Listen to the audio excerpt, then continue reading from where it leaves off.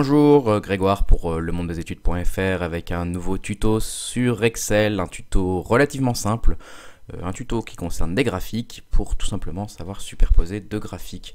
Alors ce tuto ça m'est venu à l'idée quand je me baladais sur les infographiques, j'ai regardé, j'en ai trouvé une sympa du Hub voilà, sur l'usage des tableaux notes en France.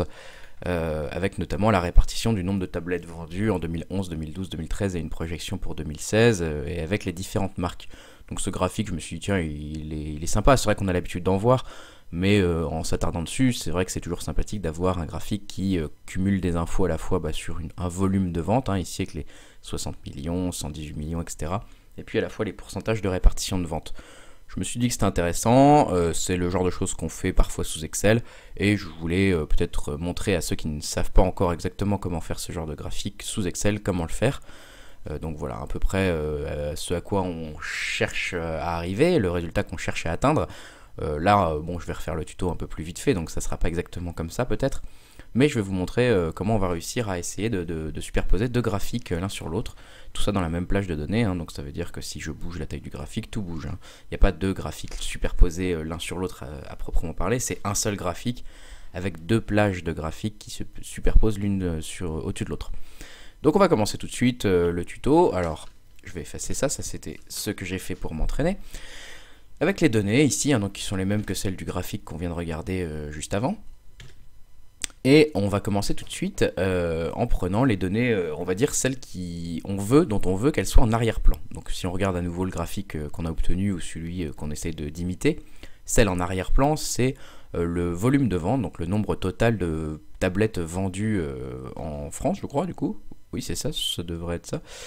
Non mondial, pardon, dans le monde. Donc on va mettre nous celui-ci en arrière-plan et en premier plan la répartition des marques qui vendent ça. Donc on va commencer nous par le fond, donc par le nombre de tablettes vendues dans le monde. Le voilà. Donc je vais tout simplement sélectionner les données. Je vais faire insertion dans les graphiques. Je vais chercher colonne et je vais prendre le tout premier histogramme en 2D groupé. Je vais cliquer dessus et on a notre premier résultat. Alors ce qui peut se passer chez vous, vous faites la même chose et ça ne marche pas. Vous aurez peut-être deux séries de graphiques, deux séries de données avec une petite barre rouge à côté. Ce qui va se passer c'est que en fait vous n'aurez pas transformé les données des années en texte, ça restera compris par Excel comme des chiffres. Et du coup Excel lui va se dire 2016 pour moi c'est une barre qui va jusqu'à 2016.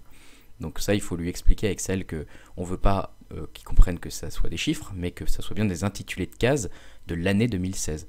Donc pour ça, quand vous tapez votre chiffre, au lieu de taper 2011, il faut taper en fait le petit apostrophe et ensuite votre année. Pareil pour 2012, 2013, 2016. Et dès que vous avez des chiffres dans Excel, si vous voulez qu'ils ne soient pas compris comme des chiffres, mais qu'ils soient compris comme du texte par Excel, il faut commencer par une apostrophe. Voilà. Donc là, moi, j'ai juste sélectionné mes données et j'ai fait insertion d'un graphique. Voilà. Donc là, je suis plutôt bien parti, a priori. Je supprime la légende, pour l'instant, j'en ai pas besoin. Je supprime le quadrillage principal au fond en le sélectionnant et en appuyant sur Supre. Je vais peut-être juste caler mon graphique pour qu'il soit un peu plus gros, qu'on le voit un peu mieux. Hop, comme ça. Et puis, tout de suite, passer avec une police Arial que je vais passer en 12. Bon, ça, c'est vraiment, pour l'instant, c'est pas très important. L'astuce maintenant, la deuxième chose à faire, celle qu'on veut vraiment faire, ça va être d'insérer notre deuxième série de données qui va concerner la répartition des parts de marché d'Apple, Android, Microsoft et autres systèmes d'exploitation. Ce que je regarde tout de suite en observant ma plage de données, quand je regarde mes valeurs, je vois que ce sont des valeurs comprises entre 0% et 100%, donc entre 0 et 1. Si je regarde peut-être le nombre maximum, il est où ? Ça ne marche pas, si... oui, le maximum, si c'est ça, 67, on le voit ici, pardon. J'ai mis un petit peu de temps à le trouver ici, voilà. Donc concrètement, 67%, c'est 0,67, donc on est entre 0 et 1. Normal, c'est des pourcentages. Donc ce que je vais faire, pour être bien sûr de voir mes données maintenant que je vais les insérer dans mon deuxième graphique, c'est que je vais changer l'échelle ici, qui pour l'instant va de 0 à 400, pour mon nombre de tablettes vendues en millions. Je vais la changer, je vais faire clic droit dessus, mise en forme de l'axe, et sur le maximum, je vais mettre fixe, et au lieu de le passer à 1, je vais le passer à 400, au lieu de le mettre à 400, pardon, je vais le mettre à 1. Donc là, bien sûr, on ne voit plus nos données comme avant, puisqu'on les coupe entre 0 et 1. et après au-dessus on coupe, on voit plus. Alors ça pour l'instant c'est pas très grave, j'ai fait exprès juste pour qu'on puisse voir au moins la première série de données facilement. Une fois que j'ai fait ça, je sélectionne donc mon graphique, je vais faire clic droit, sélectionner des données, et j'arrive donc sur la fameuse série de données que j'ai pour l'instant, hein, celle que j'ai sélectionnée. Vous voyez que derrière ça clignote la plage de données que vous avez sélectionnée pour faire votre premier graphe. Là je vais en faire un deuxième, donc je vais tout simplement faire ajouter une série de données. Le nom de la série, on va ajouter par exemple Apple. Donc je clique sur Apple pour le nom de la série que je vais ajouter. Et pour les valeurs de la série, je vais prendre tout simplement la ligne qui concerne Apple et qui va être la même, qui va être en gros en face, hein, c'est-à-dire que 2011 pour Apple correspond à 2011 pour mon nombre de tablettes vendues au total. Donc vous voyez que j'ai la même construction du tableau. Voilà, j'ai sélectionné ma ligne, je ne sais pas si on la voit bien, mais ici elle clignote. Je fais entrer et vous voyez que j'ai mes données pour Apple qui se sont, pour l'instant je vais faire OK, qui se sont ajoutées dans mon graphique. Alors elles se sont ajoutées à côté de ma plage principale, alors que moi j'ai dit que je voulais, si je regarde sur la page but, je voulais que la plage principale de nombre de tablettes vendues en millions soit derrière, et que Apple, etc., Android soit devant. Donc pour qu'elles ne soient pas sur le même plan, et c'est ça quand on dit superposer deux graphiques, ce qu'il faut faire tout simplement, c'est qu'on va sélectionner la donnée Apple qu'on vient de créer, donc les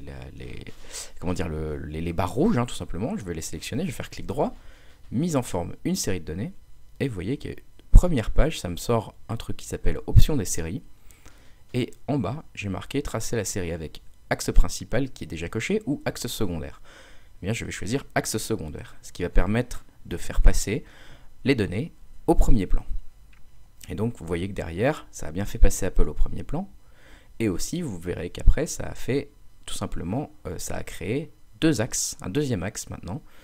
Donc le premier axe qui concerne les premières données qu'on a insérées, donc le nombre de tablettes vendues au million, hein, c'est là où on l'avait bloqué entre 0 et 1. Donc celui-ci, je peux le repasser comme il était. Je vais faire clic droit, mise en forme de l'axe. Vous voyez, je l'avais bloqué à 1 tout à l'heure. Je vais le repasser à 400 comme il était.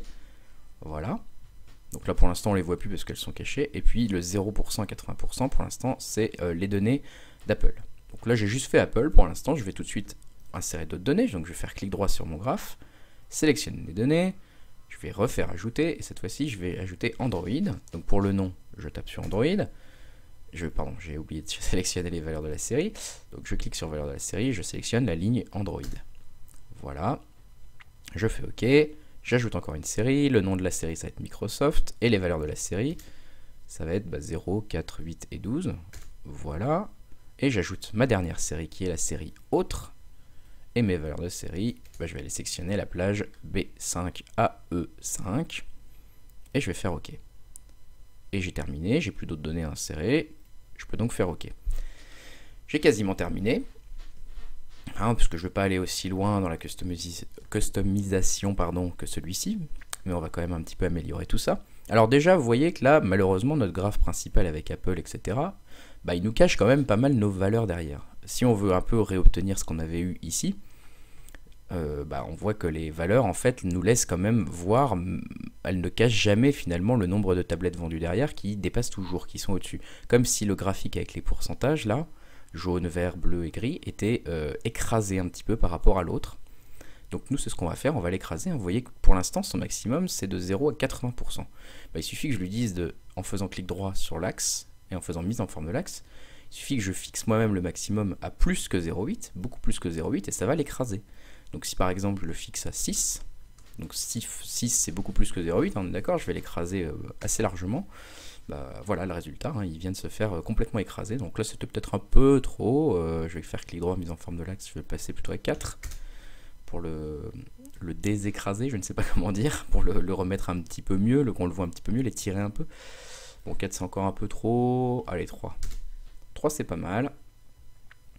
3 c'est pas mal. Je pourrais quand même... on va faire, allez, je vais être violent pour l'instant, je vais le mettre à 6 quand même. Comme ça, 6, vous voyez qu'avec 6, l'avantage que ça, c'est que même au plus bas de mes données, donc en 2011-60, là, les 60 millions de tablettes vendues ici, la case bleue ici, la première, on voit quand même que Apple, etc., ça ne dépasse pas cette barre bleue derrière qui sera toujours plus grande. Donc ça, c'est un peu le premier avantage.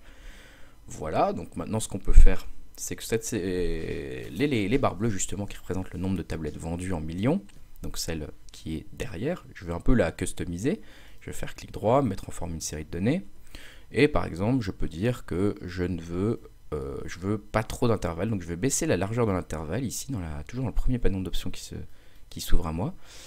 Et là par exemple je l'ai mis à 39% et ça colle à peu près à la largeur de mon autre premier graphique. Ça va être entre 39 et... Oh, je vais mettre 38%, ça a l'air d'être pas mal. Donc 38%, ça va me permettre d'avoir quasiment la même largeur des barres que mes 4 autres premières barres d'Apple, Android, Microsoft et autres. Donc ça peut faire un petit effet graphique sympa. Et puis sur le remplissage, je vais faire un remplissage uni, mais je vais choisir une couleur voilà, un peu plus claire, peut-être même encore un peu plus claire, pour que ce soit discret. Voilà. Et puis ce premier axe, on va dire que vraiment j'essaie de me rapprocher de quelque chose comme on peut le voir ici. Vous voyez qu'ici, il n'y a pas de... Comment dire, il n'y a pas d'axe, hein, justement, on ne voit pas les axes en fait du graphique. Donc si par exemple vous voulez supprimer l'axe ici, votre premier réflexe, ça va être de le sélectionner et vous allez appuyer sur Supr. Et là, vous allez tout casser. Donc il ne faut pas faire ça. Je vais faire CTRL Z. Il faut sélectionner votre axe, faire clic droit dessus, mise en forme de l'axe. Et ici, on va faire tout disparaître. Donc sur type de graduation principale, on va mettre aucune. Mineur, il n'y en a déjà pas. Étiquette des axes, aucune.